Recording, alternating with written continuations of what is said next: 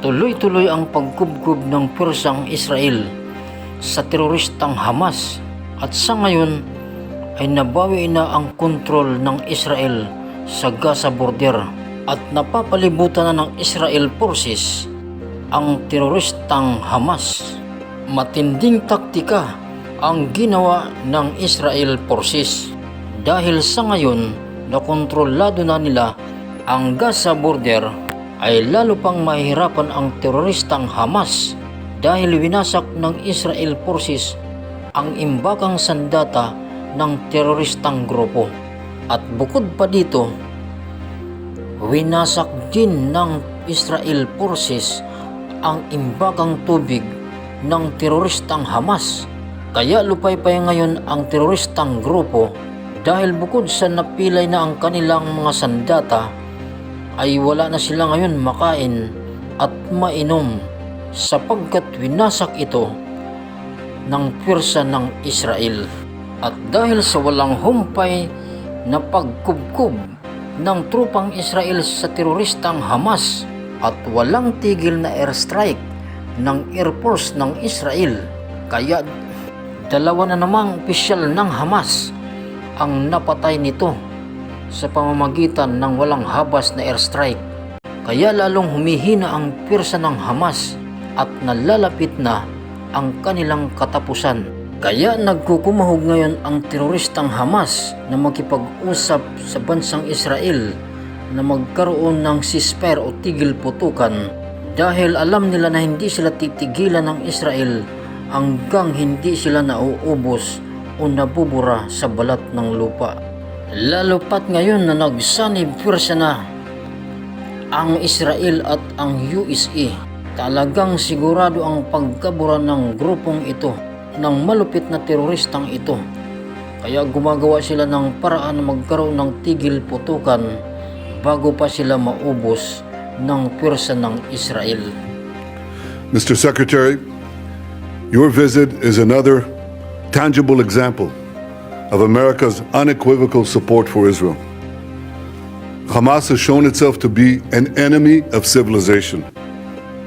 The massacring of young people in an outdoor music festival, the butchering of entire families, the murder of parents in front of their children and the murder of children in front of their parents, the burning of people alive, the beheadings,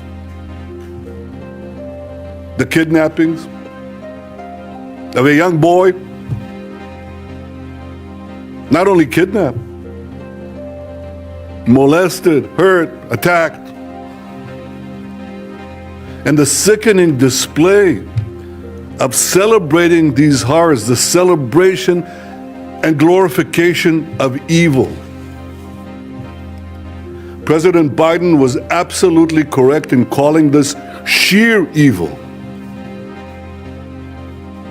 Hamas is ISIS, and just as ISIS was crushed, so too will Hamas be crushed. And Hamas should be treated exactly the way ISIS was treated. They should be spit out from the community of nations. No leader should meet them. No country should harbor them, and those that do should be sanctioned. Tony, my friend, I say to you, I say to all of us, there will be many difficult days ahead. But I have no doubt that the forces of civilization will win. And the reason that's true is because we understand what is the first prerequisite of victory. It's what you just said in our meeting. Moral clarity. This is a time, a particular time, a special time, that we must stand tall, proud, and united against evil. Tony, you are taking that stand. America is taking that stand. Thank you for being here today. Thank you, America, for standing with Israel today, tomorrow, and always.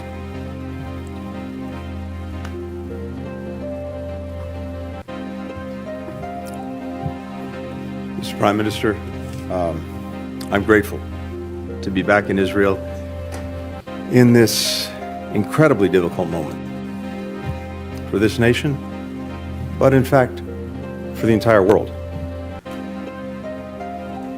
If you'll permit me, personal aside, I come before you not only as the United States Secretary of State, but also as a Jew.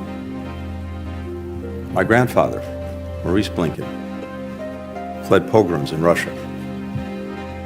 My stepfather, Samuel Pizar, survived concentration camps, Auschwitz, Dachau, Majdanek.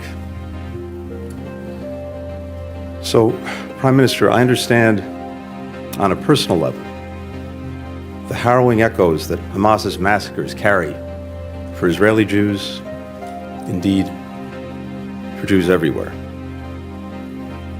I also come before you as a husband and father of young children.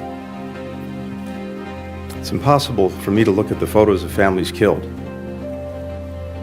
such as the mother, father, and 3 small children murdered as they sheltered in their home in Kibbutz Nir Oz,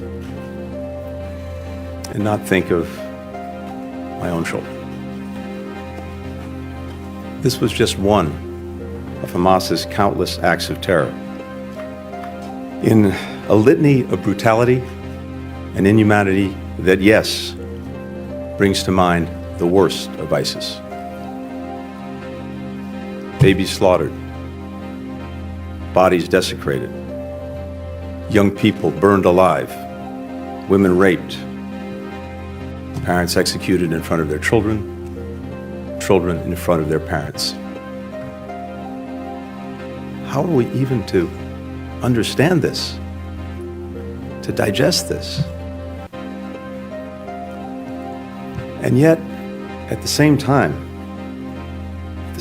that we've been shocked by the depravity of Hamas, we've also been inspired by the bravery of Israel's citizens. The grandfather who drove over an hour to a kibbutz under siege, armed only with a pistol, and rescued his kids and grandkids. The mother who died shielding her teenage son with her body, giving her life to save his, giving him life for a second time. The volunteer security teams on the kibbutzes who swiftly rallied to defend their friends and neighbors despite being heavily outnumbered.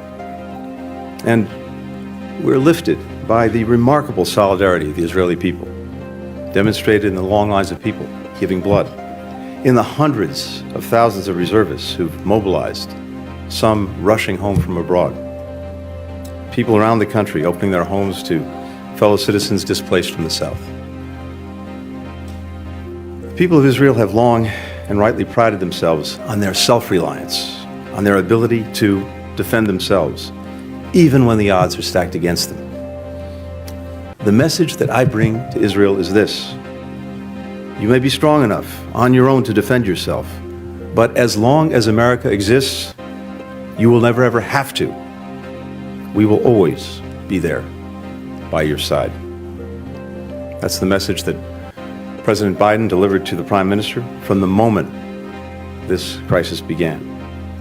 It's the message that I and my other colleagues in the government have delivered to our Israeli counterparts on a daily, even an hourly basis. It's the message that I bring with me to our discussions today, and it's what I'll affirm when I meet with the members of Israel's newly formed national emergency government. We welcome the government's creation and the unity and resolve that it reflects across Israel's society. We're delivering on our word, supplying ammunition, interceptors, to replenish Israel's Iron Dome, alongside other defense materiel. First shipments of U.S. military support have already arrived in Israel, and more is on the way. As Israel's defense needs evolve, we will work with Congress to make sure that they're met. And I can tell you, there is overwhelming bipartisan support in our Congress for Israel's security. Here in Israel and everywhere, we will reaffirm the crystal clear warning that President Biden issued yesterday to any adversary, state or non-state, thinking of taking advantage of the current crisis to attack Israel. Don't. The United States has Israel's back. We deployed the world's largest aircraft carrier to the Eastern Mediterranean. We bolstered the presence of U.S. fighter aircraft in the region. We're providing other support as well.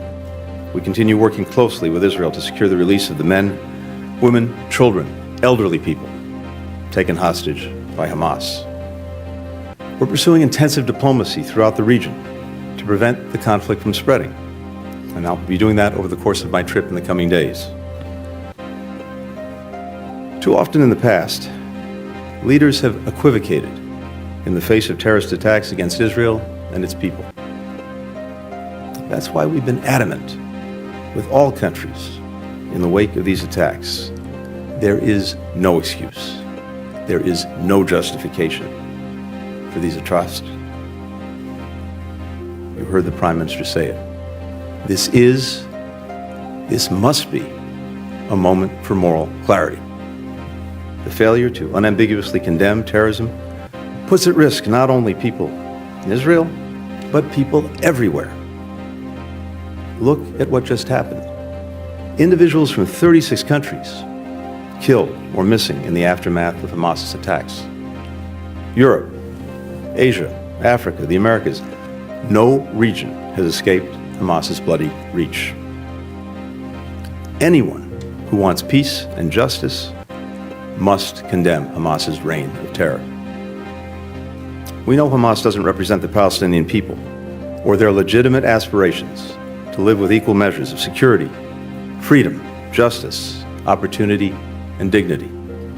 We know Hamas, instead of promoting the well-being of its citizens, rules repressively and dedicates the resources it has to terror tunnels and rockets. We know Hamas didn't commit its heinous acts with the interests of Palestinian people in mind.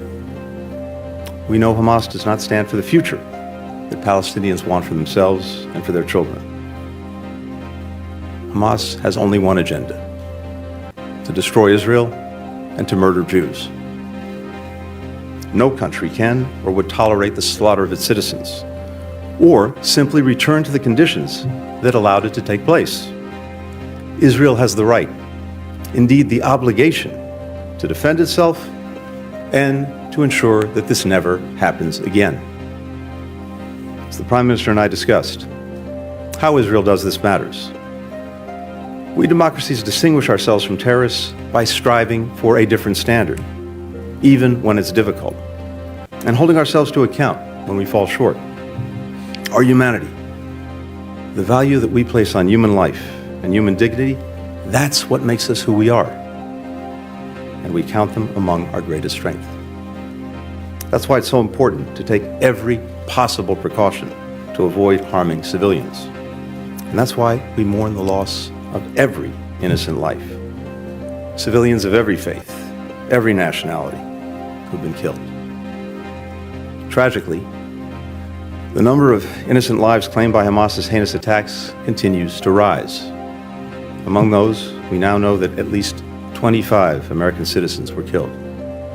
We joined families in Israel, in the United States, around the world, in mourning their immeasurable loss. Nearly 15 years ago, my stepfather, who I alluded to earlier, Samuel Pizar, came here to Yad Vashem to perform the mourner's prayer that he wrote to accompany Leonard Bernstein's Third Symphony, Kaddish. Reflecting on the unspeakable horrors that he'd endured as a boy in the Nazi concentration camps, he wrote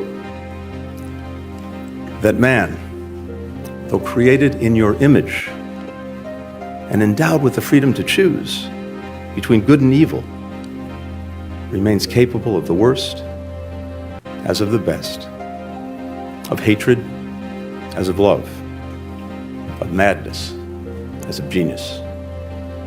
In this moment, where evil, hatred, and madness have once more taken so many innocent lives, we must stand together, resolved to confront what is worst among humanity with what is best. We must provide an alternative to the vision of violence and fear, nihilism and terror presented by Hamas. That is what the United States will do, standing with Israel, working together with its people, and all those in this region who remain committed to the vision of a more peaceful, more integrated, more secure, and more prosperous Middle East. Thank you very much.